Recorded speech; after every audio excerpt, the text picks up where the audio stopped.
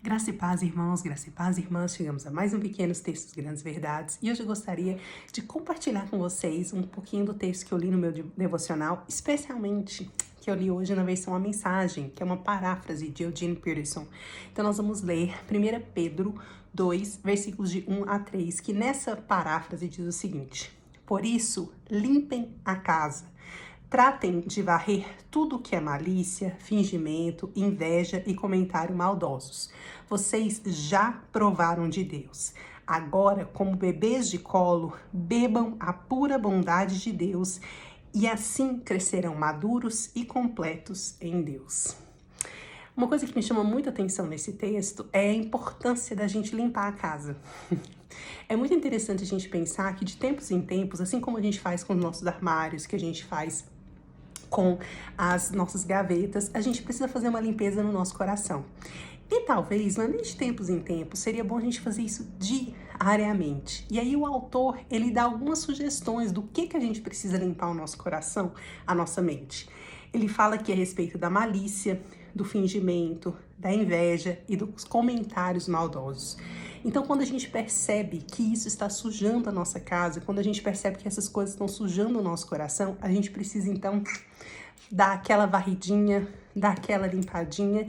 E para isso, a gente também precisa que o Espírito Santo sonde os nossos corações. E aí o texto continua falando o quê?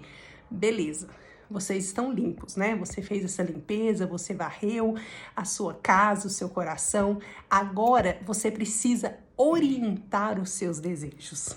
Assim como uma criança que deseja o leite, nós precisamos orientar os nossos desejos rumo ao leite espiritual. E ele fala exatamente isso. Agora, como bebês de colo, bebam a pura bondade de Deus.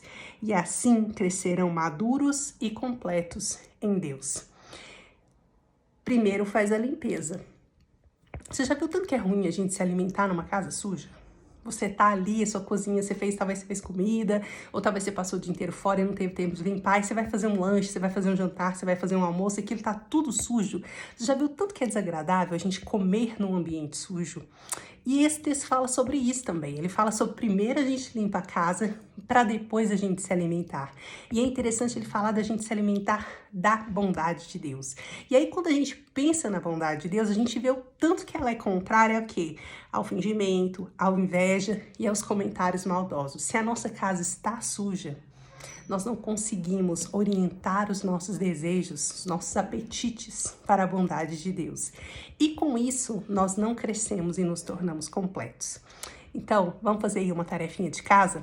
Vamos limpar a nossa casa, limpar o nosso coração, para que nós possamos nos alimentar da bondade de Deus e para que nós possamos crescer e nos tornarmos completos nele.